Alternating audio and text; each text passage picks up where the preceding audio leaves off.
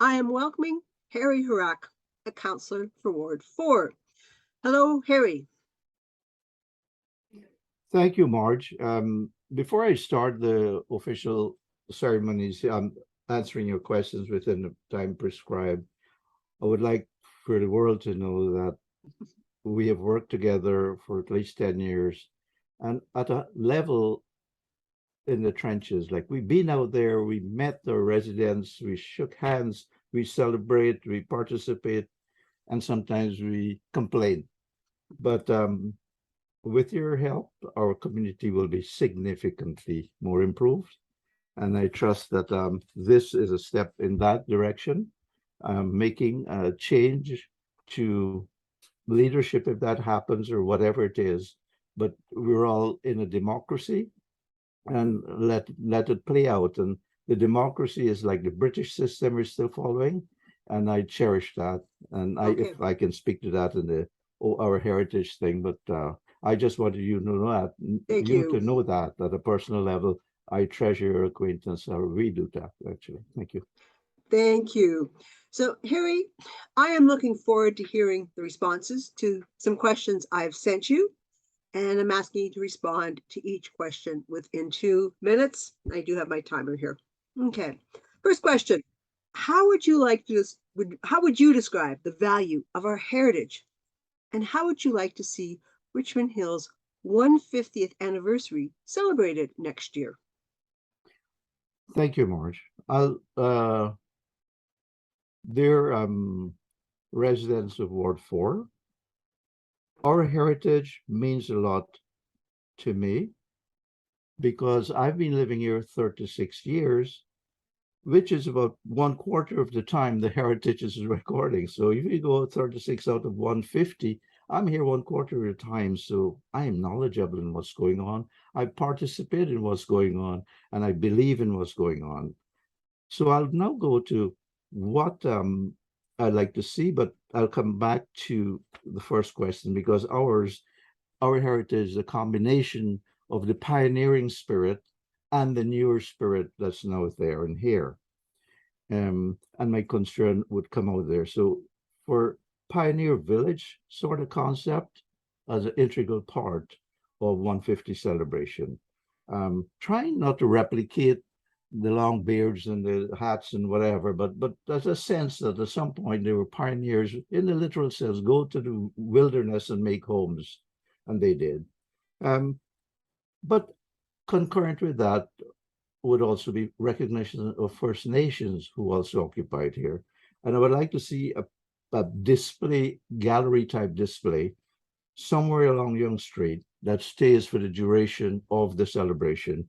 And multiculturalism as is practiced, different people and their celebration means and ways and costumes and music of celebrating an anniversary as that. Now, the very question that I'm living here at 36 years at the bottom of Yonge and Major Mackenzie, over that time, not a thing has changed along Yonge Street from Wright Street down to Major Mackenzie, except, for instance, the building, Tridel building, because it got to be a red 6, red zone. There's still businesses that are shuttered up, difficult to rent. From a family side, we do not have never enjoyed family life walking along Yonge Street at the bottom with our family. We go the other side towards the hospital. We've been deprived of using that to the best extent that it can be used as a community. And yet, when the current official plan is processing what to do there, we have residents, the older residents, sending very powerful demand of the city. Don't do that, you will destroy the neighborhood. So right in there's a conflict in this system. What does destroy the neighborhood mean? What does making the place easiest and best to live in? What does positive change mean? Like no positive direction. Positive is not a direction, it's an attitude. And this kind of thing is really confusing. And I find that the same confusion leads to the fact that where I live is called Cottage Lane and has always been. Yep. And I just answered a resident's question about trees. I remember just north of me, 2 acres of trees were cut down in 2016. Yes. and we Yeah. have 88 townhomes going. But Yeah. guess what? Without consultation with me or my neighbors, a road is going Yes. through my house and nobody's paying for it. The Right. hurt Okay. is not that a road can or cannot go through. The system of government we inherit from the British says, pay me, not ignore me and smear at me Yes. and laugh at Yeah. me and Very good. don't make me displaced. I do not want to be a displaced person.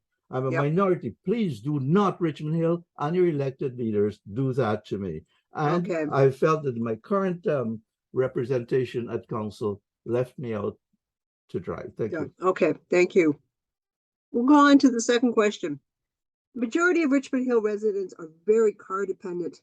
This has us with a large carbon footprint and thus contributing to the degradation of our environment.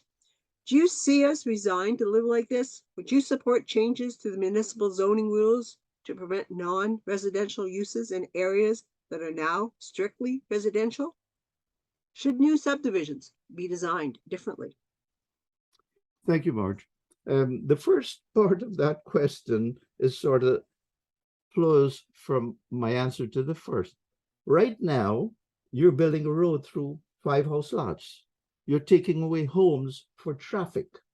And the traffic flowing out onto Major Mackenzie, which is a rapid transit hub, which is next to a library, which is not too far away from a school, which is not too far away from workers going to the hospital, which is not too far away from the wave pool. What are you guys doing out in the city hall, making roads out here? Yeah, you want traffic. I want for that area. They call it a MTSA classification, major transit station classification. Yet objections come from the fact that the bus doesn't really stop at our area in front of our homes. The whole idea of MTSA, the bus doesn't have to stop in your front yard. Within 500 meters of that stop, you're allowed to intensify meaningfully. I don't mean like pack 17,000 apartments, but walking to the subway, walking to work, walking to shop, that 20-minute thing is not just a joke. It's not just a banner, a bumper sticker. So in Richmond Hill now, walking to the community is a banner sticker thing. And I don't agree with that. It should be real. This should be a transit-oriented developed area.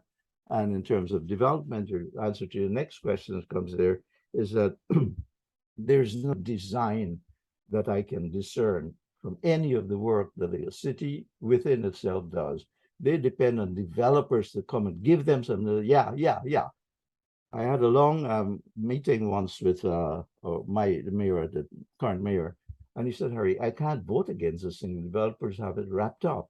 Does it tick with the density? Does it tick? Yeah, yeah. I have to go with it. That's a wrong approach to development. Development should come from what we'd like to see. I should come to you and say, look, we have 5 acres. There's a beautiful setting. I'd like to put it in. And then more or less tweak it with the professions in the office. So in answer to your question, um, Yep. Very good. I think I've answered you. Thank you. Yes, you have. Thank you. Third question. What do you see as Richmond Hill's vulnerabilities? Thank you, Marge. At first, I thought it was the homelessness along Young Street. And then I thought it could be the absence of business vibrancy along Young Street. And as I go along that line, I said, no, I think we have a void in leadership. And I'm saying this from translating into a team. Let's say we have a hockey team like our Maple Leaf hasn't won forever. And say that players are not working as a team. Like I take the hockey puck and throw it in there, regardless of if I pass it somewhere else, might have gotten better deals or something like that. The leadership has 9 people to what we call a team of rivals, not a team of enemies. That's the word I like to use. Right now, the vulnerability is perception of the elected representatives put labels that each is an enemy of the other. I think they're just rivals. Rivals, like Lincoln said that best, and he had the worst divided team and still was the best president. I believe our mayor can probably benefit from some of this kind of exposure, and I wish him well in doing that. Okay, thank you.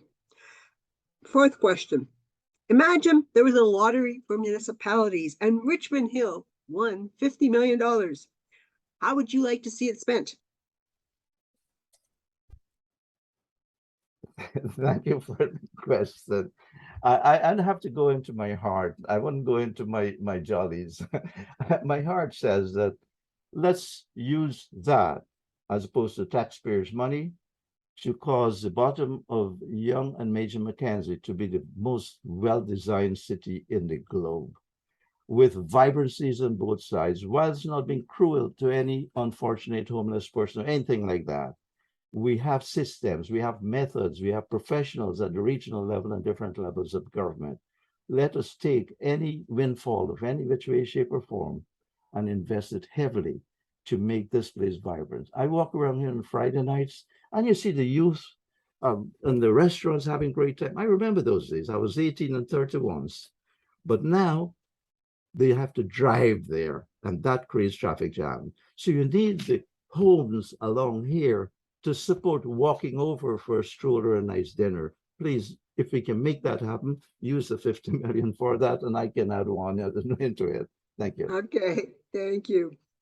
Moving on to the second part of this conversation, I have 7 fun facts about the candidates to ask you. They'll be asked quickly and answered with a smile. Okay, first, are you a tea or coffee drinker? Both. Both. Do you prefer ebooks or real books? Real. Real. Do you say ketchup or ketchup? Don't use it. Don't need to say it. Okay. What's your ideal place for a vacation? Where my family is. Okay. Do you have a Mac or a PC? Aspire, still hoping for a Mac, still PC. Okay. What's your favorite vegetable? Spinach, you'd never believe it. Spinach, okay. Easy to And cook. yes. Have you ever played pickleball? Oh God, no. I aspire that when these courts come up, I'm gonna go jump around, man. I can. Okay. Okay. Thank you very much, Harry. I wish you well with the campaign, and I'm looking forward to seeing you around town very soon. Thank you, Marge.